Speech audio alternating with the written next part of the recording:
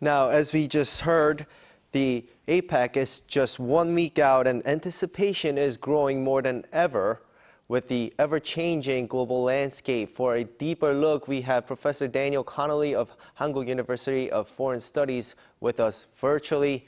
Good morning, Professor.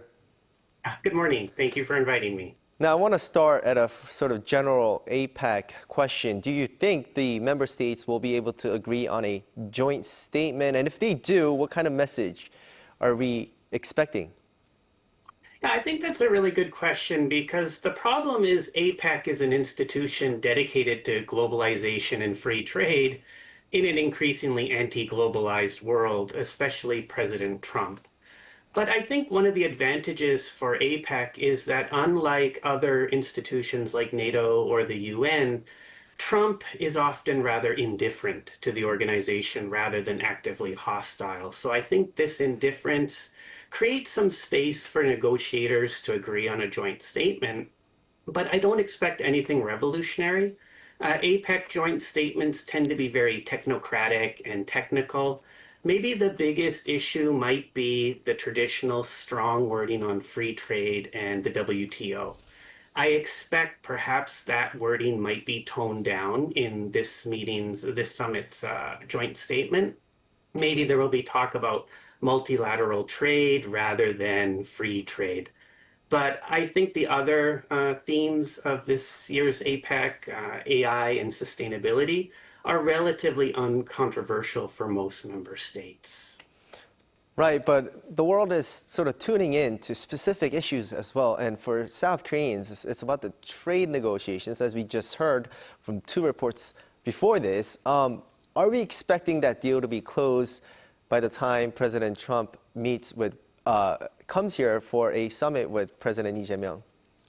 Well, I think diplomats are a lot like my students. Sometimes they do their best work at the very last minute, and having kind of a summit meeting like this will definitely incentivize the diplomats to negotiate and finalize a deal. And I think the US side especially wants that photo op of President Lee signing the investment deal with Trump. But I'm not sure if the South Korean side is ready for that yet. Maybe the pressure on South Korea to make a deal could be kind of dangerous. So I think no deal at the summit is better than the wrong deal, for South Korea especially. That's right. And also, there's been talk in the town about possible another meeting between Trump and Kim Jong-un. And, you know, APEC could be a stage for that. And they've been sort of leaking that kind of idea into the public. So do you think that's possible, and what will be talked about if it is to be held? I think Trump is definitely open to a meeting. We all know Trump loves the photo ops. He loves this kind of narrative of being a peacemaker. So it really depends on whether or not Kim Jong-un is willing to make a deal and show up to talk to him. And I think from the North Korean perspective, there might be a couple of reasons why this might be done. First, it can take the headlines away from South Korea and the APEC summit. Historically, North Korea has always tried to steal the limelight from South Korea whenever it hosts international events. So Kim Jong-un meeting Trump would definitely take the headlines away from APEC in this kind of realistic policy approach. But more fundamentally, I think North Korea's goal is to have more and more one-on-one interactions with the United States. And this could be a chance for Kim Jong-un to continue these one-on-one meetings. But if it does happen, I expect the North Koreans will do it at the very last minute due to security concerns. So it seems unlikely right now, but remember the last personal summit they had at the DMZ, it was a very short notice as well.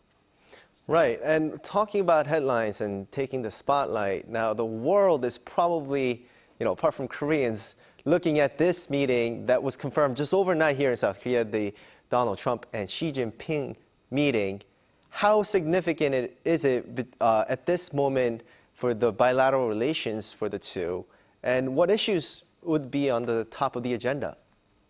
Right. Well, absolutely. I think this impending trade war between the United States and China is on the headlines. As we just saw, there's Trump's promising to increase the tariffs by another 100% in November 1st.